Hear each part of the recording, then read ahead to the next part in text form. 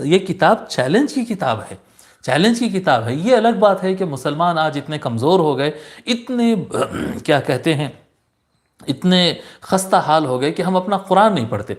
ہم قرآن نہیں پڑھ۔ آپ دیکھیے، یعنی جو ہمارے پاس سب سے مضبوط کلام ہے، دنیا کا سب سے اچھا مذہب، سب سے بہترین سسٹم، سب سے اچھی کتاب ہم اپنے پاس رکھتے ہیں، اور ہمارا عیسائی بھی مذاق اڑا رہا ہے، ہندو بھی مذاق اڑا رہا ہے، یہودی بھی مذاق اڑا رہا ہے، ایتھسٹ لادین جو ہوتے ہیں، جو سب سے زیادہ مذاق کے لائق ہے، وہ جو ہے وہ مذاق اڑا رہا ہے، سب ہمارا مذاق اڑا رہے ہیں، اور ہم جواب ہی نہیں دے پا رہے ہیں، جواب ہی نہیں دے پا رہے ہیں۔ ایک ایسا دین جو پڑھائی سے شروع ہوتا ہے، پڑھائی پر ختم ہوتا ہے، جس میں جگہ جگہ عقل کی بات، سمجھ کی اور ریسرچ کی بات کی جاتی ہے، اس کا مذاق ایسے دین والے اڑا رہے ہیں جن کے پاس سوچنا سمجھنا نہیں ہے۔ دیگر جو جتنے بھی مذاہب ہیں، الا ماشاء اللہ، بس ان کے پاس کہہ دیا گیا عمل کرنا ہے، سوچنے اور تلاش کرنے کی گنجائش نہیں ہے۔ ان کے مذہبی کتابوں کو اگر اٹھا کر دیکھیں گے، دوسرے مذاہب کے کتابوں کو آپ ٹیلی کر کے دیکھ لو، یہ کتاب الگ، وہ کتاب الگ، یہ کتاب الگ، وہ کتاب الگ۔ اور قرآن کریم ایک ایسا کلام جو پچھلے 1500 سال سے ایسٹ سے لے کر ویسٹ تک، مشرق سے لے کر مغرب تک بالکل جو کا تو ہے، اس میں کوئی تبدیلی نہیں ہے۔ کیسا عجیب کلام ہے! ایسی کتاب اپنے پاس رہ کر ہم مذاق سہ رہے ہیں، اور وہ لوگ ہمارا مذاق اڑا رہے ہیں، اور ہم جواب بھی نہیں دے پا رہے ہیں۔ کیا وجہ ہے جواب نہیں دے پانے کی؟ ہم قرآن پڑھنا چھوڑ دیے،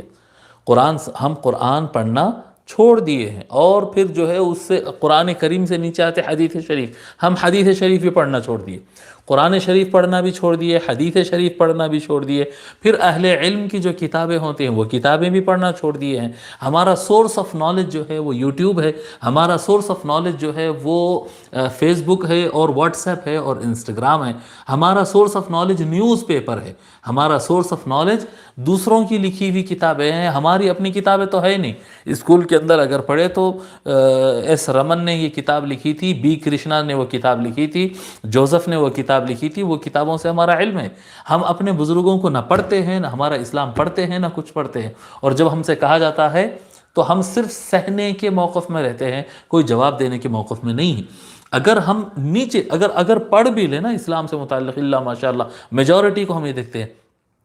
فیک نیوز، فیک علم ان کے پاس موجود ہے۔ وہ فلاں کہانی، وہ فلاں قصہ، وہ فلاں واقعہ، فلاں کرامت، فلاں چمتکار، انا للہ و انا الیہ راجعون۔ ہم کرامتوں کے منکر نہیں ہیں، لیکن اگر کسی بزرگ کی کسی وقت کرامت تھی تو اس ٹائم کے لیے تھی، ان مخصوص صدیوں کے لیے تھی، ختم ہو گیا، خلاص بھئی ان کا احترام ہمارے سر آنکھوں پر ہو گیا۔ لیکن اللہ تبارک و تعالیٰ یہ سرمایہ حیات اور ذات آخرت نہیں بنایا، یہ ہمارے سرمایہ حیات جو ہے، اور ہمارے لیے دنیا کے اندر جو نور ہے وہ قرآن ہے، وہ رسول اکرم صلی اللہ علیہ وآلہ وسلم کی تعلیم ہے، ان کی سنت ہے اور قرآن ہے۔